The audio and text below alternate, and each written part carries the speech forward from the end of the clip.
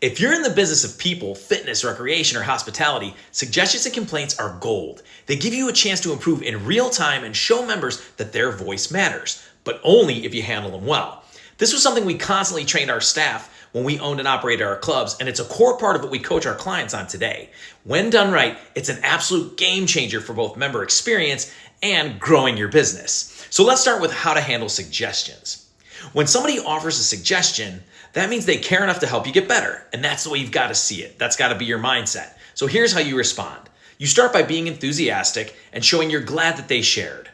Then you're going to explain to them what happens next. Let them know that there is a process here to handle suggestions. Reassure that there'll be follow-up and that management will review it.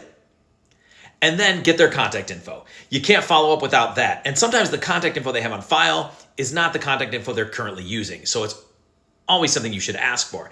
Make sure you write detailed notes because more detail equals a better solution. Then finally, at the end, thank them sincerely because remember, gratitude builds loyalty.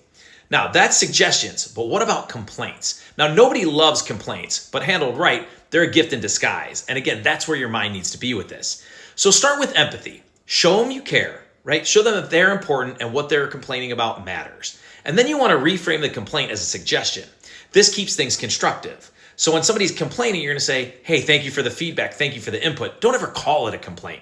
Then again, just like suggestions, explain the process. Transparency builds trust. Promise there'll be follow-up and mean it. So make sure somebody is in a position where they will follow up on all of your suggestions and complaints. Get their info. Again, you can't follow up without it. And sometimes what you have might not be accurate. Take detailed notes. Avoid missing key points. Make sure you ask clarifying questions and thank them. Yes, even the angry ones.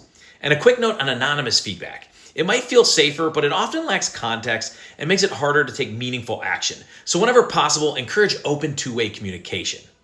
So the bottom line is, every suggestion or complaint is a chance to connect, improve, and retain. So do not waste it. Listen, document, follow up, and be grateful.